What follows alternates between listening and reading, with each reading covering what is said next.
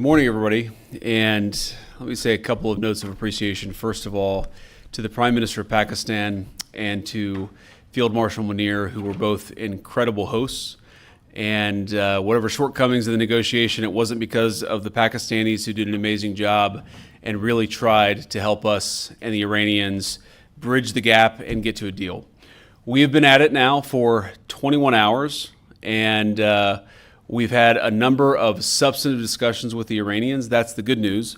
The bad news is that we have not reached an agreement, and I think that's bad news for Iran much more than it's bad news for the United States of America. So we go back to the United States having not come to an agreement.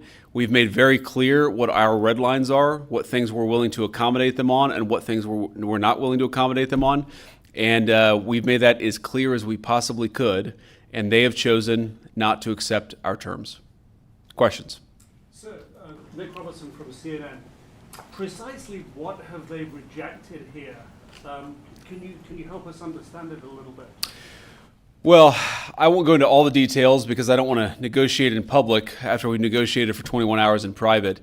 But the simple fact is that we need to see an affirmative commitment that they will not seek a nuclear weapon, and they will not seek the tools that would enable them to quickly achieve a nuclear weapon. That is the core goal of the President of the United States, and that's what we've tried to achieve through these negotiations.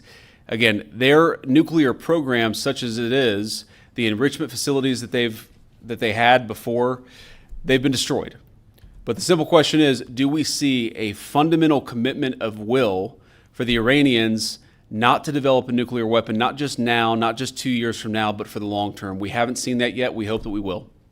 Jen? Was there a framework on anything? And also, did the Iranian frozen assets come up? And did you reach any conclusions on those frozen assets? We talked about all those issues, Jen, and we talked about a number of issues beyond that. And so certainly those things came up. But again, we just could not get to a situation where the Iranians were willing to accept our terms. I think that we were quite flexible. We were quite accommodating. The president told us, you need to come here in good faith and make your best effort to get a deal. We did that. And unfortunately, we weren't able to make any headway. Preston.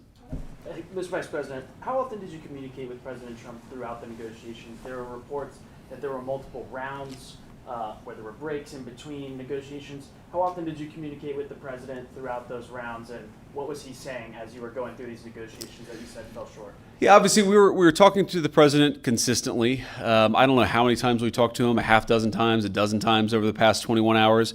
We obviously also talked to Admiral Cooper, to Pete, to Marco, to the entire national security team. We talked to Scott Bessent a number of times. So look, we were constantly in communication with the team because we were negotiating in good faith. And we leave here with a very simple proposal, a method of understanding that is our final and best offer. We'll see if the Iranians accept it. Thank you.